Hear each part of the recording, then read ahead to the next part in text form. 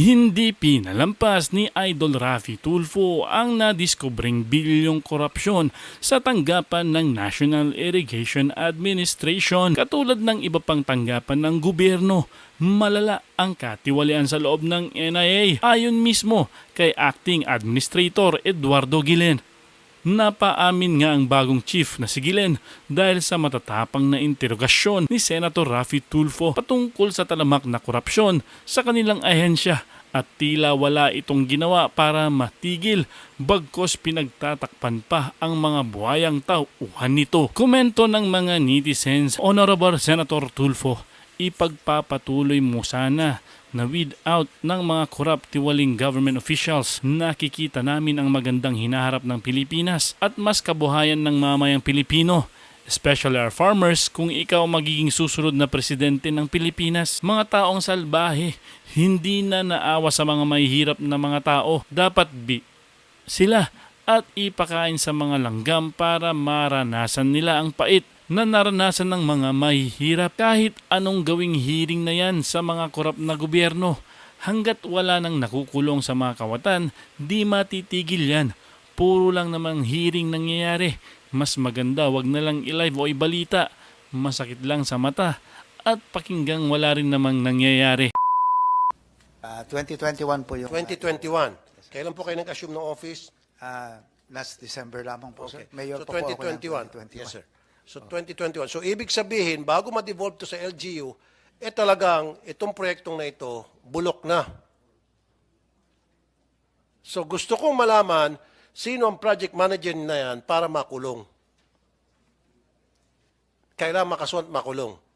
Dito nakita natin, lantarang pambababoy sa pondo ng Kaban.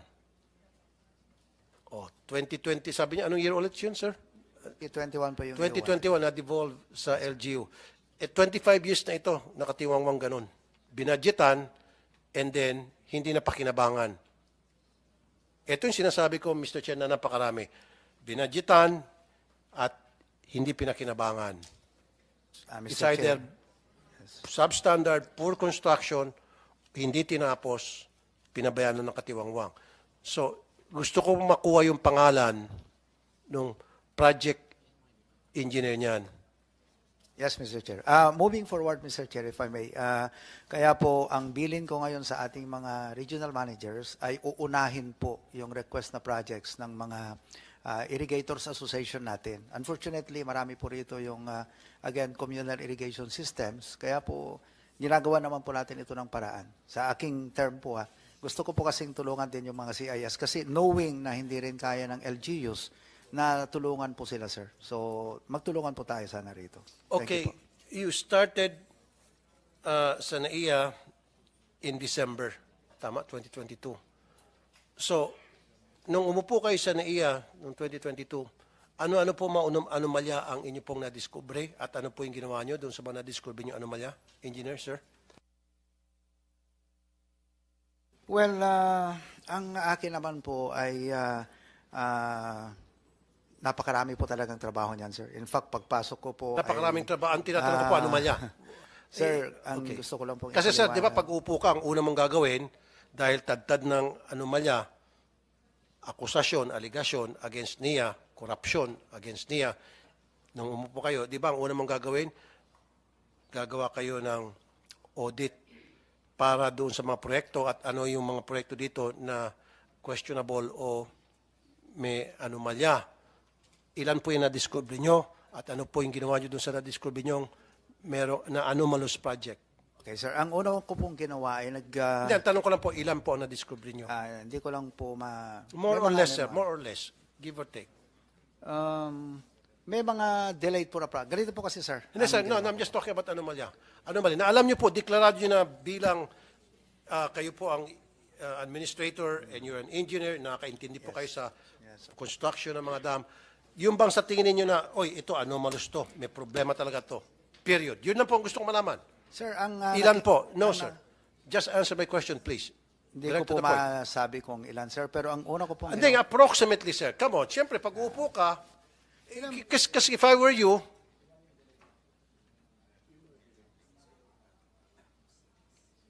Ilan yung mga projects na delayed, basta yung- kasama na dyan yung mga pinag-usapan natin. Delayed projects, hindi natapos. Tapos pangalawa, yung nakatiwangwang. Delayed siguro kasama dun sa nakatiwangwang at iniwan, nakatiwangwang. Okay, delayed meaning yung bang pinabayaan. Tama? Kaya nga, ginamit mo rin salitang delayed, okay na sa akin yon.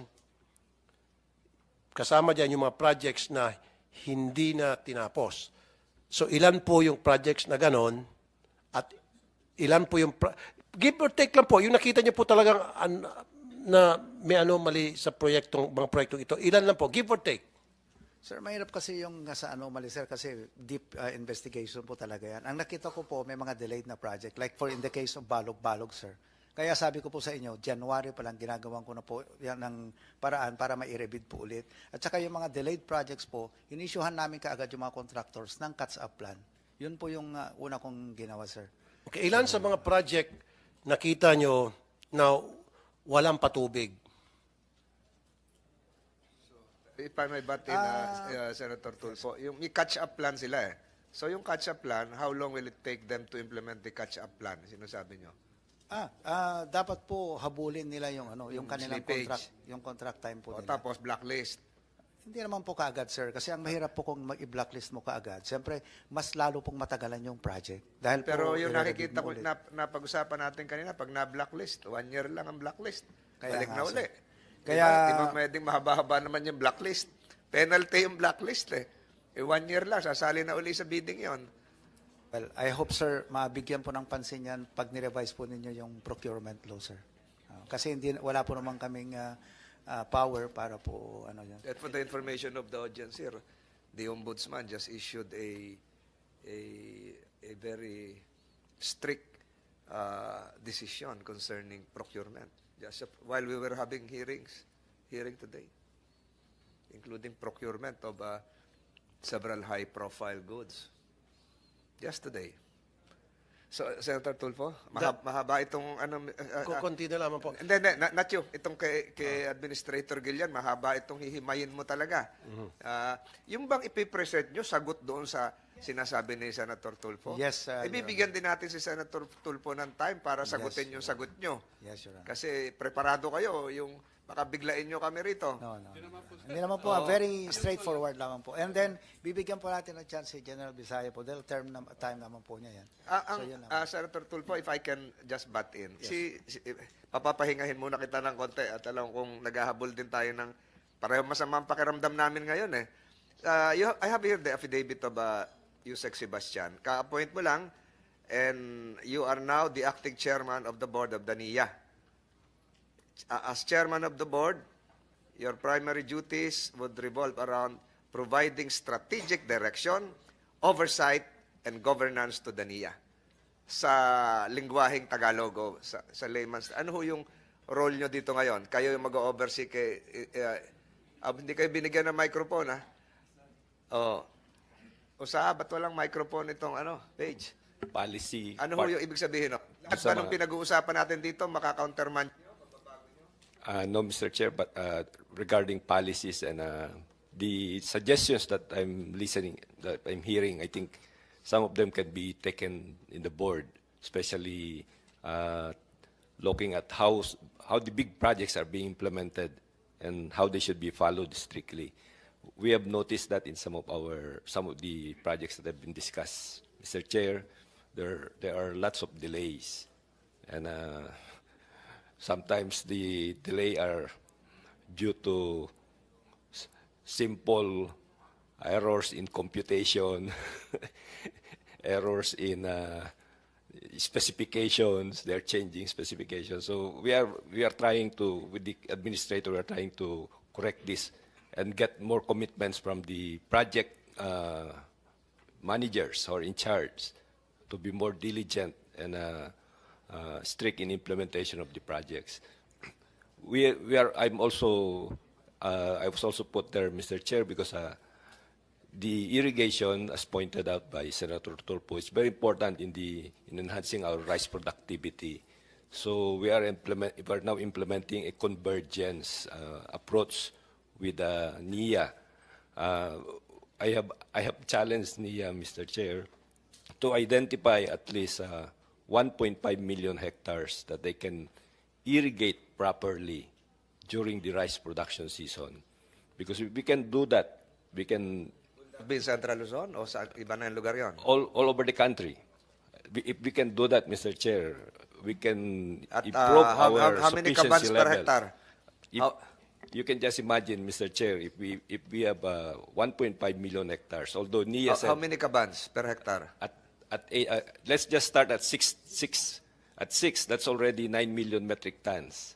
Ano tayo If you- mag-import ng bigas? No, not immediately, Mr. Chair. But if you say start at 6, but NIA 6 kabans per No, hectare? 6 tons. 6 tons. 6 tons. Kabans. 6 tons per hectare. Oh, ilang kaban yun? 6 tons. That will be 120, Mr. Chair, at 50 kilograms per kaban. 120 kabans. Marami yon. Times 15 million hectares.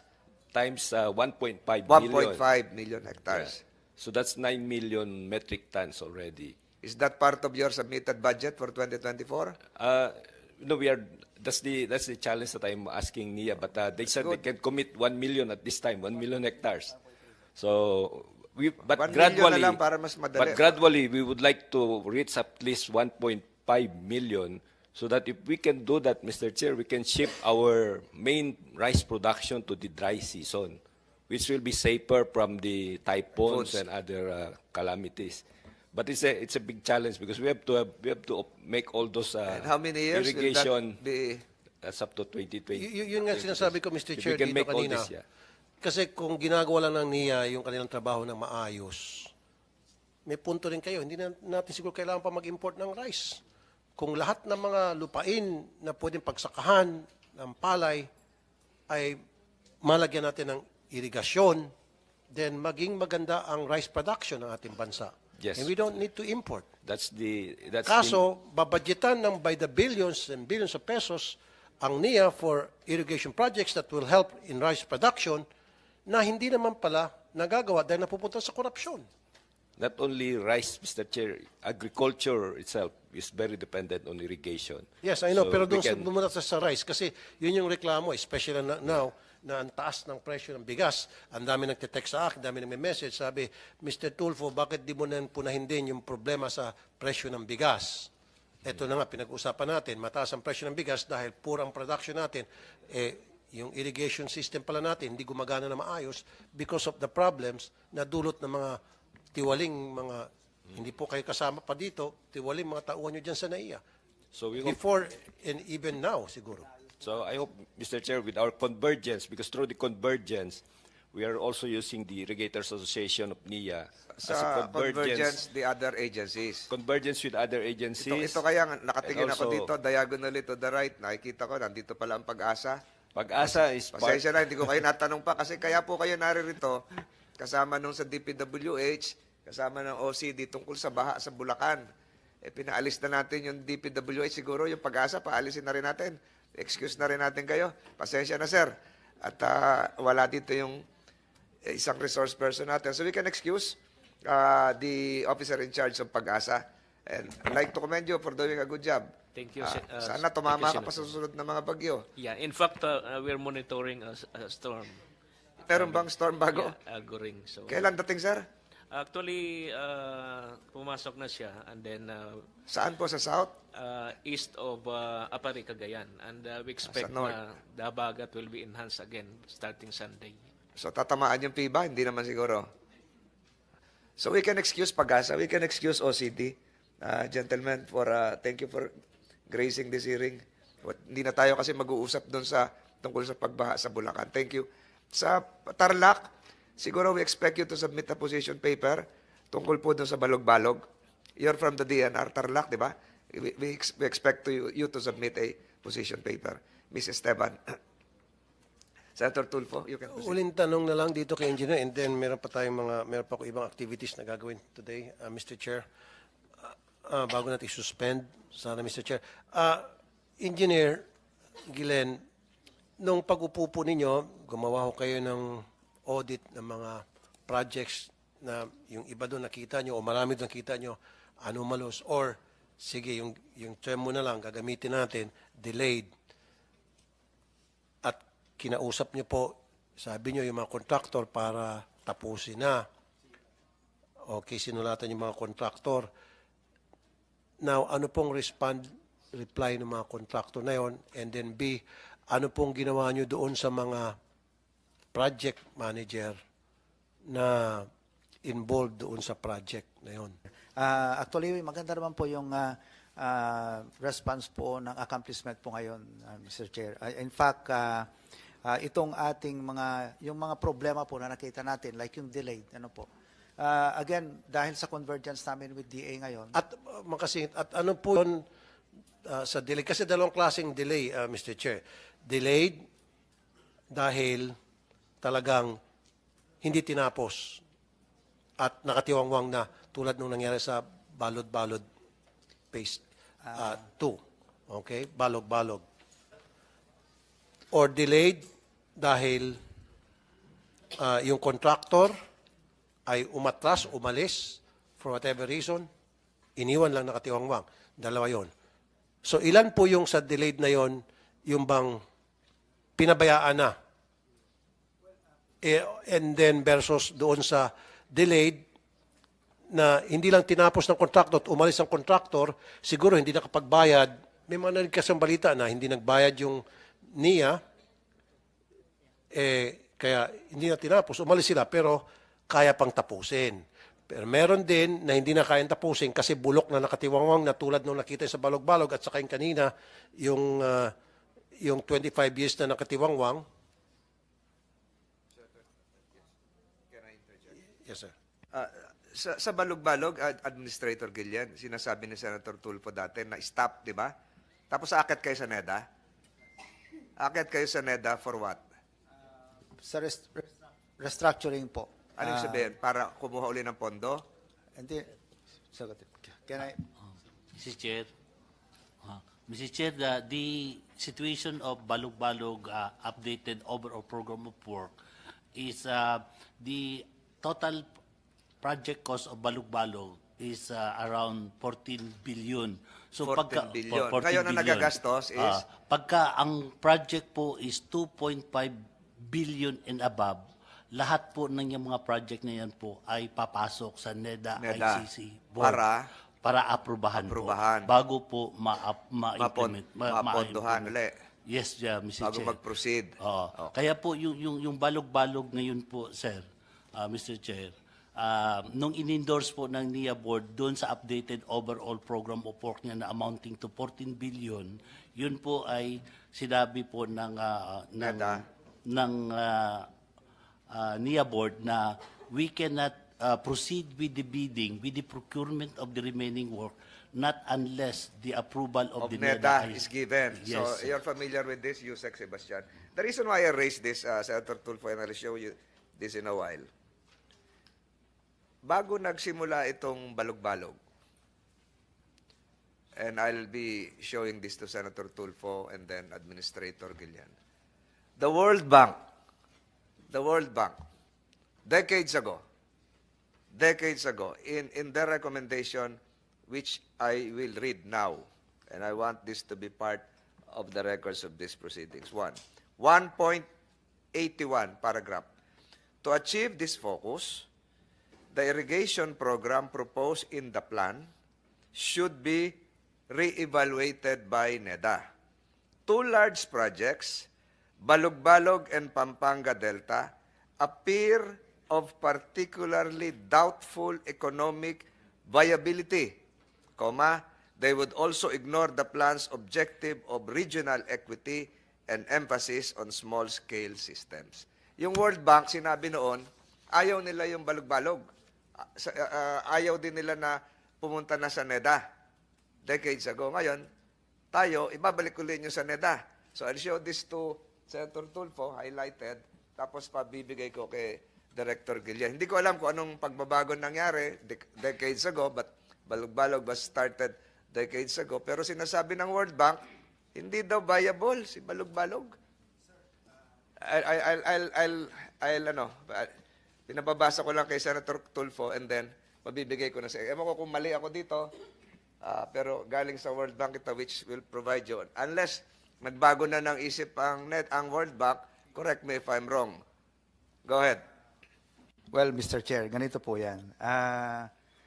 Ang may highest economic multiplier effect po among all types of infrastructure para sa isang agricultural country is irrigation infra. And in the Philippines, irrigation is also found to have a significant pro-poor bias. Ibig sabihin po na ito, sir, yung elasticity po kasi niyan is nasa 0.31. Ibig sabihin po niyan, in every 1% increase ng ating irrigation budget, mag-i-increase po yung income ng ating mga poor ng 0.31. So, bibigyan ko kayo ng classic example, sir. Doon na lamang po sa balog-balog ngayon, phase 1. Meron po Hindi tayo gumagana. mag-argue, Administrator. Nasagot ba ito si World Bank? Natin? Yes, sir. Nasagot Yes, sir. natin yan. Pero gusto ko lang po, please lang, sir. Merong 7,000 hectares ngayon, actually, na gumagana sa phase 1 ng balog-balog. So, 7,000. Sundan po natin yung sabi ni Yusek Leo na 6 tons daw po. Merong 42 million na aani ho dyan per cropping season times 2. 84 million times 20 pesos. 1.6 billion pesos po ang kinikita ng ating mga farmers doon per year. That is only for the 7,000 hectares. Ang laki pong hektarya po ang idudulot ng balog-balog pag natapos. Ay, sir, marami pong magsasabing mali ang findings po ng, yes, sir. Like, for example, ano po, ito na lang, sir, ang rice yield in irrigated areas are about 3.5 times higher than rain-fed, sir. In India alone, the irrigated areas ng mga wheat times nila is 2.5 times higher than the rain-fed areas. Malaking bagay po talaga, sir. Ang agriculture po, ang number 1 sa food security po, ang number 1 sa socio-economic agenda ng ating Pangulo. Sinabi ng World Bank, nagulat ako kasi sinabi na ng World Bank, huwag nyo na ituloy ang balog-balog. Tapos tayo, hindi natapos. Akit tuloy natin sa NEDA. Mr. Chair, kasi pinapalabas niya na mas magaling sila sa World Bank. So, kasi yung World Bank, syempre, before they come up with that statement, nag-hire sila ng mga experts para gumawa ng assessment and evaluation dun sa project. So, dapat tapusin mo muna ako, engineer. Let me finish. Hindi naman basta-basta magbibitaw ng pera ang World Bank or magbibitaw ng ganong klaseng statement kung walang pinanggagalingan yon. So, they did an investigation. So, you're telling me yung mga experts na hinire ng World Bank para tingnan yung lugar, para i-assess, evaluate yung pong proyekto na pinopropose ninyo ay mali yung mga ekspertong yon. Sir, 60% ang ating mahihirap, ayon sa PSA, ay nasa agriculture sector. Ang kailangan po ng mga to ay irigasyon. So paano pa tayo magkakamali na mag-invest sa irigasyon? And when you have a high dam, flood control na rin po ito. Pag may high dam ka, may Siguro power ang sinasabi ng World Bank is the location. Kaya nga siguro hindi nyo natapos dahil nakita nyo na later na maaaring ang tama yung World Bank. Kaya nga bumitaw na kayo at nakatiwangwang na itong project. And we're talking about Balog-Balog Part 2, Phase 2, di ho ba? Mr. Chair, Honorable Senator, hindi po kami nag-give up sa balog-balog. In fact, ang order po sa akin ay tapusin po ito. Kaya po, first month ko pa lang sa aking trabaho, talaga pong umikot na po ako. Pinuntahan ko yung ating mga local officials doon, yung mga mamamayan. Kaya nga yan ang gusto ko, Mr. Chair, na tapusin. Pero this time, kung tatapusin nyo at pakikinabangan ng taong bayan by 2027, and you committed to us nung last time, Mr. Chair, last hearing, na tatapusin at magkano billion pang kailangan, sir, para matapos? Around 6 billion pa po, sir. So,